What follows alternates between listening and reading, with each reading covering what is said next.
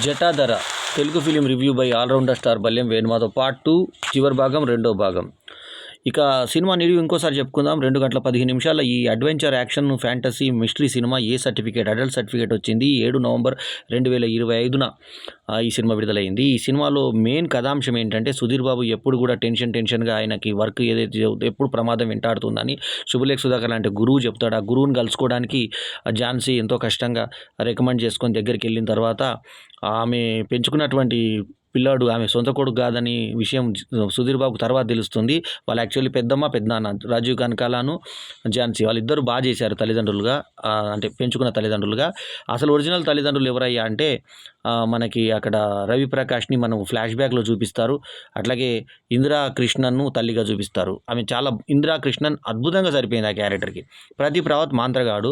ఈ మంత్రగాడు ఏం చేస్తారంటే ఈ ఇందిరా కృష్ణన్కి అన్నుంటాడు ఒక ఆయన రోహిత్ పాఠక్, అతని భార్య ఉంటుంది శిల్పా శిరోద్కర్, ఒకప్పటి నటి, బాలీవుడ్ నటి. సో ఆమె చాలా రోజుల తర్వాత ఈ సినిమాతో మళ్ళా పునఃప్రవేశం చేసింది. సో ఆమెకి వాయిస్ డబ్బింగ్ సెట్ కాలేదు. సరే ఆమె ఏమంటుందంటే ధన పిశాచిని రప్పించాలి, మనము ఇక్కడ నుంచి నిధిని తీయాలని చెప్తే ఆ నిధిని తీయడానికి ముందు ఒక మేకపోతుని బలిస్తారు, ఆ తర్వాత దున్నపోతుని బలిస్తారు, ఆ తర్వాత కడుపులో బిడ్డను బలిస్తారు, ఆ తర్వాత వాళ్ళ చెల్లెని చంపుతారు, వాళ్ళ బావని చంపుతారు, చెల్లెని బావని చంపడానికి ట్రై చేసేటప్పుడు వాళ్ళిద్దరు కూడా బయటికి వెళ్ళిపోతే అప్పుడు చెల్లెలు బావను తప్పించేసి బావ వెళ్ళిపోతే వీళ్ళిద్దరు దంపతులు కూడా చంపేస్తాడు మాంత్రికుడు, తనను కూడా చచ్చిపోతాడు. సో అట్లా జరుగుతుంది అక్కడ. ఆయన ఆ ధన పిశాచి ఇంకా బయట తిరుగుతూనే ఉంటుంది. ధన పిశాచిని ధన లక్ష్మి అని చూసాం కానీ ధన పిశాచి అని చెప్పి నేను ఒళ్ళంతా బంగారంతో సోనాక్షి సినిమా అని చూపించారు. ఇప్పుడు సినిమా అంటే మనం దేనికోసం పోతాం, వినోదం కోసం పోతాం. ఇవాళ ₹200 ₹350 వాళ్ళ ఆశకి 250 200 300 అలా టికెట్ పెట్టుకున్నప్పుడు అక్కడ ఒక హీరో హీరోయిన్ మధ్య రొమాన్స్ కోరుకుంటాము, ఒక కామెడీ కోరుకుంటాము, చిన్న చిలిపి సన్నివేశాలు, శృంగార సన్నివేశాలు, ఏదో సంథింగ్ ఎక్స్పోజింగ్ ఏదో కోరుకుంటాం కదా. ఒక ఐటమ్ సాంగ్ అంటే ఐటమ్ సాంగ్ పెట్టారు, పనికిరాని పిచ్చి సందర్భంలో పెట్టారు. సోనాక్షి సినిమాతో ఒక పాట పెట్టారు, ఆ పాట కూడా అర్థం లేకుండా. తర్వాత జటాజదరుని పాట టైప్లో ఇతను పెట్టారు. శివుని 8 లింగాలను తీసుకొని పెడితే ఈ ధనరాక్షసి కంట్రోల్ అవుతుంది అని చెప్పి సుధీర్ బాబు తలకాయ నరికినట్టు అతను కనబడుతుంది, అదే కింద పడుతుంది. సుధీర్ బాబు కొట్టుకున్నట్టుగా శివుని వెనకకెళ్ళి చూసి ఈ శివుడు కూడా సుధీర్ బాబేరా బాబు అనుకుంటే ఇంకెవరినో చూపించి గ్రాఫిక్స్ చూపించారు. ఆ గ్రాఫిక్స్ లేయర్స్ అన్ని క్లియర్గా, ఇది విఎఫ్ఎక్స్ అని క్లియర్గా తెలిసిపోయేలాగా ఉంది.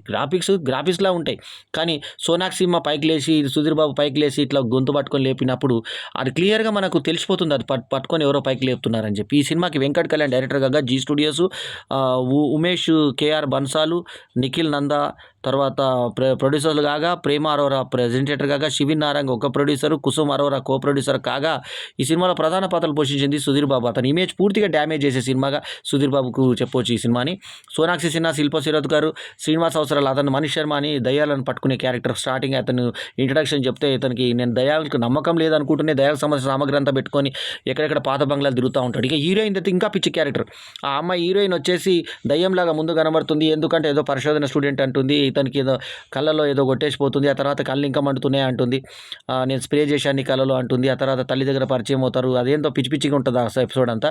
సో ఇందిరా కృష్ణను, తర్వాత రవి ప్రకాష్, ప్రదీప్ రావత్, తర్వాత రోహిత్ పాఠక్, తర్వాత శుభలేఖ సుధాకర్, తర్వాత నవీన్ నేని, వీళ్ళందరూ నటించినటువంటి ఈ సినిమా 2 గంటల 15 నిమిషాల నిడివిలో మనకి సీట్ మీద అలా బిగుతుగా కూర్చొని ఇంక ఎప్పుడైపోతుందా సినిమా అనే లెవెల్లో ఉంటుంది. జటాధర అని ఇంగ్లీష్ టైటిల్, ఇంగ్లీష్లోనే తెలుగు ఫాంట్ కూడా మర్చిపోయారు కాబట్టి మన వాళ్ళు ఇదే వారం రిలీజ్ అయిన 3 సినిమాలు 7 నవంబర్కునే వచ్చినటువంటి 2025కి వచ్చిన 3 సినిమాలు కూడా the great wedding pre wedding show కావచ్చు, తర్వాత ది గర్ల్ ఫ్రెండ్ కావచ్చు, జటాధర కావచ్చు, 3 కూడా ఇంగ్లీష్లోనే ఫాంట్ వేయడం, తెలుగుని ఎంత దూరం పెడుతున్నారు అనేది అర్థమవుతుంది మనకి.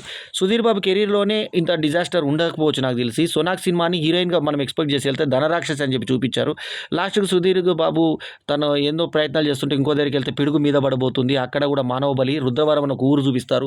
ఆ ఊరికి ఎందుకు వెళ్ళేవారు నువ్వు అని పెద్దనాన్న కోప్పడతాడు. ఆ పెద్దనాన్న ఎవరు, రాజీవ్ కనకాల, ఝాన్సీ వాళ్ళ తల్లిదండ్రులని ఇతను భ్రమపడతాడు. అతని తల్లిదండ్రులు ఇందిరా కృష్ణను, తర్వాత ఈ రవి ప్రకాష్లు. అది మనకు ఫ్లాష్ బ్యాక్ స్టోరీ చెప్పినాక ఇతనికి ఒక చిన్న పిల్లాడిని ఎవరో చంపేస్తున్నట్టు, తల్లి చంపుతున్నట్టు, తండ్రి చంపుతున్నట్టు. సో అది యాక్చువల్లీ మంత్ర ప్రభావంతో ఒకసారి తండ్రి ఆ పిల్లాన్ని తొట్టెలు అనుకొని బయటపడేయబోతాడు పైనుంచి, తల్లి ఏమో బావిలో పడేయబోతుంది. సో ఇట్లాంటి ప్రమాదాల నుంచి గట్టేయడానికి వాళ్ళు ఇక్కడ తీసుకొచ్చి పెంచుకుంటారు. వాళ్ళ తల్లిదండ్రులు ఇద్దరు కాల్చుకొని చచ్చిపోతారు. సో వాళ్ళ ఆత్మలు అక్కడే తిరుగుతుంటాయి, కొడుకుని రక్షిస్తుంటాయి అని చెప్పి ఒకసారి యాక్సిడెంటు, ఇంకోసారి ఇంకో దగ్గర పిడుగుపడ్డం, ఈ 2-3 దగ్గర కాపాడతారు తల్లిదండ్రులు. సో, ఇంట్లో చిన్న గ్యాస్ సిలిండర్ దగ్గర ఉంది రాజీవ్ కనకాల వాళ్ళ కూతురు ఆమె సర్టిఫికేట్లు అర్ధరాత్రి అడుగుతది. రాత్రి 11 తర్వాత ఆమెకు టైం ఉండదనమాట. రాత్రి 11 తర్వాత అడుగుతుంటది. ఆ 11 తర్వాతే ఇతను బెంచీలెక్కి రాజీవ్ కనకాల వెతుకుతుంటాడు. ఇల్లంతా మామూలు మిగతా టైం దొరకదు. అతను పెద్ద వీఐపీ కాబట్టి అర్ధరాత్రులే వెతుకుతుంటాడు. సో, అక్కడ జారి పడితే ఈమెనేమో గ్యాస్ వదిలిపెట్టి వచ్చేస్తది. ఆమె వంట కొత్తగా చేస్తుంది కాబట్టి ఆమెకు తెలీదు కాబట్టి గ్యాస్ వంట చేస్తుంది. ఆమె పెళ్ళయి దాదాపు ఆ పిల్లాడు 30 ఏళ్ల పిల్లాడు, పెంచుకున్న పిల్లాడే 30 ఏళ్లోడు. ఆ 30 ఏళ్ల పిల్లాడికి ఆమె గ్యాస్ ఎలా కట్టేయాలో తెలీదు. అది పేలిపోయినట్టుగా వస్తే ఆమె గాయాలవుతది. పెద్దగా సిలిండర్ తక్కువ ఉందంటే, తక్కువ పేలిందంటే ఎక్కువ ప్రమాదం జరగలేదంట. సో, ఈ రకంగా అన్ని పిచ్చి పిచ్చి సన్నివేశాలతో లాస్ట్ క్లైమాక్స్‌లో ఏంటంటే ఈ లింగాలను తీసుకొచ్చి భగవంతుని జటాధరుని ప్రసన్నం చేసుకొని అతను బయటపడ్డాడన్న తర్వాత ఇది ఏదో లాస్ట్‌కి ఇంకొక కొత్త వ్యక్తిని